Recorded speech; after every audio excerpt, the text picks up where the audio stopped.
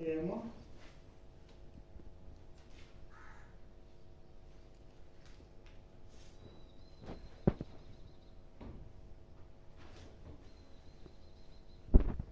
17 ఒకడు ఉండెను.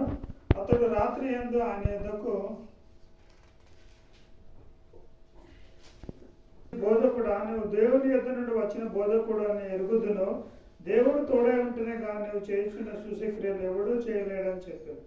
అందుకు యేసు అతనితో, ఒకడు కొత్తగా జన్మిస్తేనే కానీ దేవుని రాజ్యంలో చూడలేడని మీతో నిశ్చయంగా చెప్పుచున్నాను.